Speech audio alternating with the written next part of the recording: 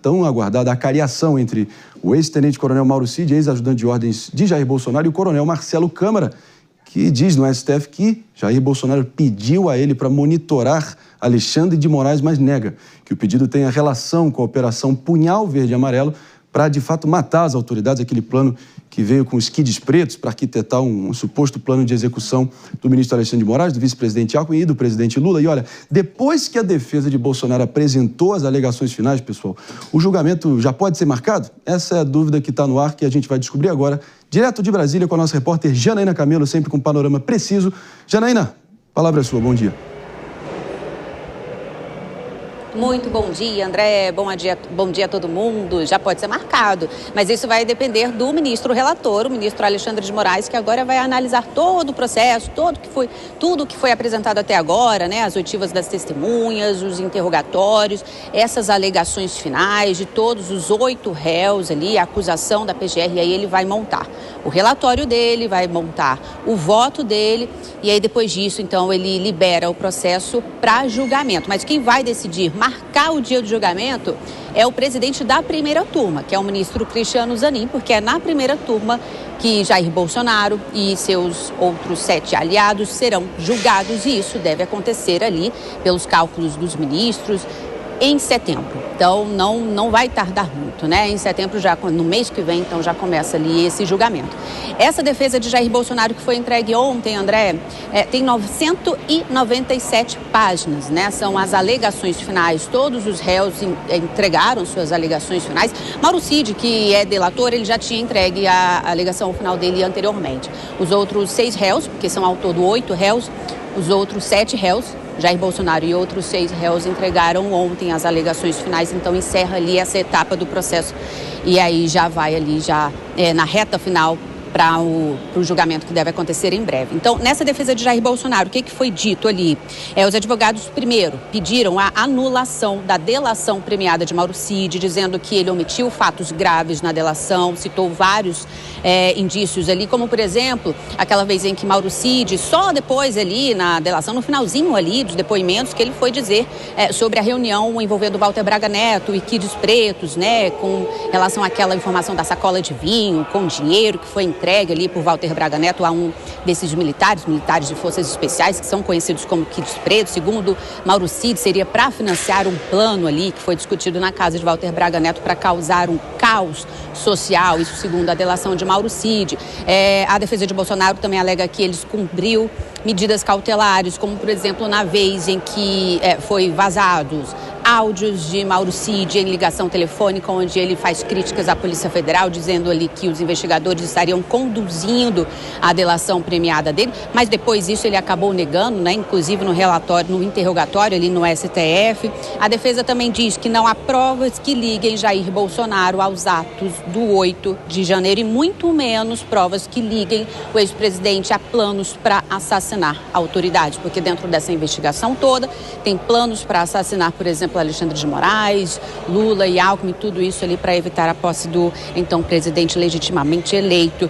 A defesa também diz que em momento nenhum Jair Bolsonaro praticou qualquer conduta que tivesse por finalidade impedir ou dificultar a posse de Lula. Pelo contrário, sempre defendeu e reafirmou a democracia e o Estado de Direito. A defesa também diz que a PGR não soube dizer em momento algum, em todo esse momento da investigação, em todo esse processo da investigação, qual foi a minuta de golpe que teria sido apresentada por Jair Bolsonaro aos comandantes das Forças Armadas, aos 3 comandantes ali numa reunião no Palácio da Alvorada no finalzinho de 2022, porque há várias minutas ali que foram encontradas na investigação, com Anderson Torres, no celular de Mauro Cid, enfim, tem a minuta de golpe que teria sido escrita inicialmente por Felipe Martins, que depois, a mando de Bolsonaro, segundo a delação de Mauro Cid, Felipe Martins ali deu uma resumida nessa minuta de golpe, que teria sido esse documento que teria sido apresentado por Jair Bolsonaro. O comandante do Exército, Freire Gomes, ele disse que sim, nessa reunião com Jair Bolsonaro, o ex-presidente apresentou, sim, um documento que previa ali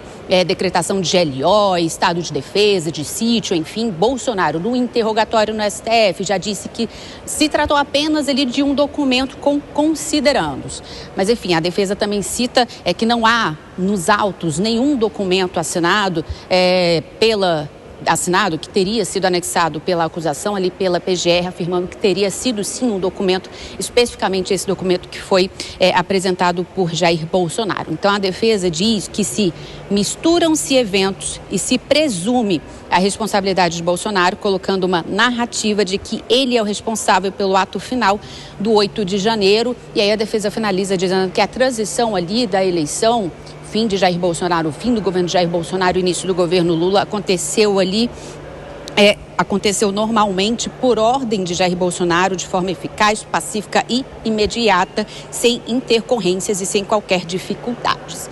E são ao todo 8 réus que vão responder ali, vão ser julgados por 5 crimes, como tentativa de golpe de Estado, abolição violenta do Estado Democrático de Direito, dano qualificado, deterioração do patrimônio público e organização criminosa. Então, André, um julgamento que vai acontecer em meados de setembro, agora está nas mãos do ministro Alexandre de Moraes. É com você. Janaína Camilo, diretamente da capital federal, muito obrigado pelos esclarecimentos, as informações e seguimos em frente por aqui. Vamos aqui com David de Tarso. Acho que, principalmente na questão do plano Punhal Verde e Amarelo, o principal artífice dele teria sido, e declaradamente, o general Mário Fernandes, né, que estaria ali Ele era basicamente o segundo ali dentro da Secretaria-Geral da Presidência da República, definitivamente muito próximo ali do gabinete do próprio presidente, mas ele que imprimiu o plano, Palácio do Planalto. Precisamente. Muitas informações, até das mensagens que ele enviou para o Mauro Cid, de que você via que era um sujeito aloprado, alucinado, claramente com problemas, de ordem psicológica naquele momento, turbinando essa sugestão alucinada para todo tipo de autoridade ali no entorno dele, Cid incluso, né? Mas que, daí tentar dizer que, de fato, houve uma anuência direta do presidente Bolsonaro. Será que é o caso já? Isso está pacificado? Ou ficou muito mais ali das minhocas e vozes na cabeça de um general caquético? Só um assessor direto que estava dentro do Palácio do Planalto foi mantido no cargo. Mas ele não... Mas aí que tá. Por que o Luiz... discorda bastante desse deixa ponto aí, Deixa eu te perguntar um negócio. Não, deixa eu posso trazer um pontinho. O Luiz Eduardo Ramos era o general ali, que era literalmente o ministro da Secretaria-Geral da Presidência, número 1, acima do subalterno dele, o general Mário Fernandes. E ele não é citado em nenhum momento. Então, não é como se a Secretaria-Geral da Presidência virou ali um bunker golpista com basicamente um laboratório do Punhal Verde e Amarelo. Só imprime na impressora oficial do Palácio o plano para matar as pessoas. Eu entendo, é uma perspectiva. Isso.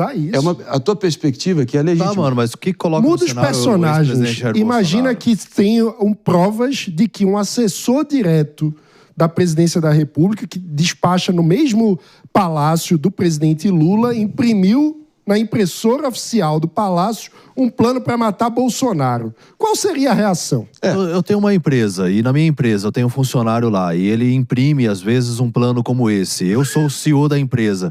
Você mantém ele como funcionário? Você mantém ele como funcionário? A partir do momento que eu sei, eu até acredito que realmente o ex-presidente articulou e ele mesmo se manifestou em relação a isso. Agora, aí vamos para a segunda camada, né? Porque há provas nos autos... Essa é a prova? Há provas nos autos de que assessores também monitoraram aqueles que seriam os alvos. Tá, tem a conversa no WhatsApp aqui do ex-presidente Jair Bolsonaro falando, monitora aí. Mas teve o depoimento do próprio Marcelo Câmara, que é um desses assessores, dizendo que monitorou Alexandre de Moraes a mando direto de Jair Bolsonaro. Tá, e o que liga então o ex-presidente? Qual é a prova contundente? A prova é a testemunha. Imprimiu lá na impressora E o próprio assessor que foi monitorar o alvo do plano disse que estava monitorando o alvo por mando direto do seu chefe Jair Bolsonaro. Isso é uma prova testemunhal. A gente pode dizer, então ele estava mentindo. Ele mesmo diz, eu só segui o Alexandre de Moraes porque Bolsonaro mandou, mas eu não sabia de plano nenhum de matar. Então ele estava seguindo só por seguir. Essa é a tese da defesa do Marcelo Câmara. Ou seja, ele não tem como negar que seguiu, porque isso está com provas documentais nos autos de georreferenciamento do celular. Sim, então, as torres mostram isso. ele Mas não aí tem o como que negar liga que o seguiu ex-presidente Jair Bolsonaro... o depoimento do próprio Então, mas Marcelo Câmara. com base no depoimento fica muito subjetivo. Eu acho que a doutora Priscila pode trazer aqui alguns elementos a mais para realmente, assim, quais são as provas? É isso que tá, assim, nesse processo todo, eu acho que é muito frágil. Com base numa delação, com base em testemunhas que às vezes se articularam ali para atribuir a culpa ao ex-presidente. Um componente a mais, tá? Um componente a mais. Frágil. Esses caras todos eram funcionários do Estado brasileiro, pagos com dinheiro público, e estavam trabalhando. E o chefe deles era o chefe do Poder Executivo. Isso era o trabalho deles, tá? Vamos só lembrar disso. Sim, eu vou explicar aqui três coisas. Doutora Priscila Silveira, desenrolando o enrolado. A primeira, no direito penal, que a gente está falando de crime, no direito penal eu só posso imputar um fato para alguém se ele deu causa. Então, o que o David está querendo falar aqui? Traduz. Né? Sim, vou traduzir. O que o David está querendo falar? Olha, cadê o que o ex-presidente fez, né? Só que a gente aqui, David, eu não consigo te defender na totalidade, eu vou te explicar por quê, por causa do direito penal mesmo. Quando a pessoa executa, né, alguma conduta, ela é autora, mas executar... Não necessariamente só executar é autor. Eu posso ter pedido, eu posso ter instigação, eu posso falar para a pessoa, faz isso, que a gente chama, não estou falando que fez, tá? Eu estou falando que a gente chama de autor intelectual. Marinho, o que é autor intelectual para nossa audiência entender? Eu não preciso ir lá e dar a facada. Eu posso falar para a pessoa, dê a facada. O general Mário Fernandes, em relação ao punhal verde e amarelo, é o autor intelectual. Isso. Quando aí contrata o matador de aluguel. Isso, não, mas vamos trazer só mais um elemento. As pessoas se contradizem a todo momento. O próprio delator Mauro Cid se contradiz. Também a defesa do Câmara se contradiz, porque a defesa diz o seguinte no primeiro momento. Marcelo Câmara solicitou que fosse esclarecido em relação ao segundo momento, monitoramento no final de dezembro, em relação às autoridades, mas não tinha ligação com o punhal verde e amarelo. No segundo momento, a Câmara disse que houve um pedido pontual para realizar uma verificação de agenda. Então, as testemunhas, elas mudam de versão. Por isso que eu acho que torna frágil. Mauro Cid, deixa eu explicar. Aí você está entrando nas provas, né? E não na questão da autoria. Então, quando a gente fala de provas, para também a nossa audiência entender, a gente tem vários meios de prova no processo penal. Então, a gente tem o depoimento da vítima, o interrogatório do acusado e as testemunhas. Quando uma pessoa ela é instada a testemunhar, ela vai lá e fala assim, você está aqui para falar a verdade, sob pena de responder por falso testemunho. E aí, quem vai analisar isso, Marinho? Quem vai analisar se a delação era válida, se ela foi maculada? Quem vai analisar se o testemunho do X, do Y e Z estão ali em consonância com os autos? São os magistrados. Então, o que aqui a gente precisa entender? O David tem razão, mas o Mano também. E eu explico, não estou em cima do muro. Tá de brincadeira. Não tá no lugar certo, tá vendo o centrão aqui. Como? Para. Não, eu estou falando isso processualmente. Então, processualmente... O David está certo como? Vai. O David está certo porque se nos autos não ficar comprovado que o ex-presidente teve qualquer interferência, ainda que mínima, ele tem que ser absolvido. E por que o Mano está certo? E o Mano está certo porque ele está dizendo que as provas são ligadas a ele ter feito algo que não é executar, e sim determinar que seja feito. Então, quem vai analisar isso é quem vai analisar a prova. E eu não estou em cima do muro, não sou julgadora, eu só quero que a nossa audiência entenda o quão é difícil a gente analisar as questões processuais, e que entende? É um crime muito complexo, né? Isso. E aí eu tenho uma dúvida extra, porque o Marcelo Câmara não é só uma testemunha, né? Ele também está sendo julgado. Aí como que fica isso no processo? Aí eu não consigo te defender. Alô, galera. Por quê? Eita. Porque se ele está sendo julgado e ele é testemunha, mano, ele tem o direito de mentir. E quando ele tem o direito de mentir, há uma mácula no depoimento dele. Se for só o depoimento dele, aí o David ganha. Muito obrigado, doutora. Cara, então, explicado. foi muito bom você. Brincadeiras. Mas uma dúvida. Parte, o fato isso de haver importante. provas de que, no horário do expediente, ele estava seguindo uma autoridade. É que você está mencionando uma outra prova no processo penal que chamam indícios. O que são indícios, colocando aí em miúdos, como o Marinho pede que a gente faça aqui, para que toda a nossa audiência entenda e venha para aqui, né, para a nossa roda também conversar e participar. Conjunto indiciário. Isso. O que é indício? A gente, no direito penal, a gente não aceita presunção. Então, eu não posso presumir que uma pessoa entrou pela porta. Eu só quero aqui, vou dar uma narrativa. Imagine que a gente coloque um rato e um gato dentro de uma caixa, certo? Lacro essa caixa. Aí essa caixa é aberta. Então só tem o rato lá. Veja, tem um buraco nessa caixa. Se tem um buraco na caixa, pode ser que o rato, né? Pode ser que o gato ou o rato tenha saído, certo? Agora, se eu abro a caixa e não tem nenhum buraco, o que aconteceu com o rato? Só pode ter sido o gato que pegou. Resumindo para a nossa audiência, indícios são permitidos no direito penal. É uma conclusão lógica, é um silogismo. Então, é o que você está dizendo. Se ele entrou, se teve rastreabilidade que foi tirado do Planalto, se tudo indica que foi feito por ele, o artigo 239 do Código de Processo Penal permite que ele seja, de alguma forma, condenado. Porém, não somente com essa prova indiciária. Vamos aplaudir aqui. Essa é a melhor professora de direito penal deste Brasil. E vale dizer, a gente está discutindo algumas provas, mas o processo tem 500 páginas de denúncia também, né? E diversas outras provas. Mas para o David ficar feliz, só a prova indiciária não pode servir de base, né? Os nossos tribunais são incisivos em dizer isso. Só a prova indiciária, mano, ela não pode ser levada em consideração, ou não deve, né? Eu acho que esse que é o ponto que torna frágil, assim, não tem algo, falar assim, ó… Não. É contundente, tipo, tem a mensagem do celular do Bolsonaro, tem uma imagem dele, tem um áudio, tem… Isso não. Não tem nada de apresentado quanto a isso. Bom, mas existem diversos elementos, porque a gente está tratando de alguns. Também que às vezes ele articulou, ele falou. Agora, às vezes as pessoas que estavam incitando que queriam continuar com esse plano, ele especificamente não.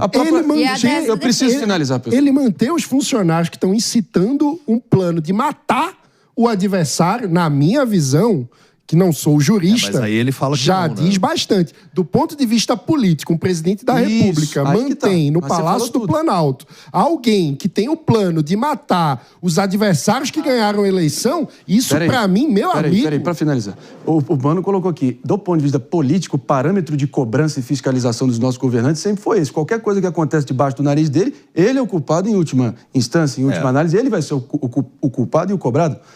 Se a gente seguir essa perspectiva, o Mano está, coberto de razão. Agora que entra, de fato, a individualização de cada pena, eventualmente, da cada conduta de cada um, nesse enredo, nessa trama complexa. E aí que talvez more a divergência, né? Eu entendo quem é do outro lado, porque até a acusação reconhece.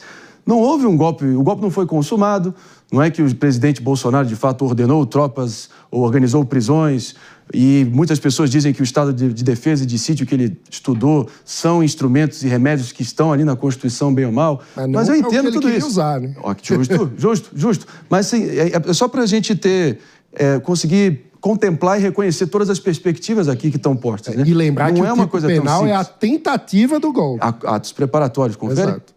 Justo. 10 horas e 50 minutos, pessoal.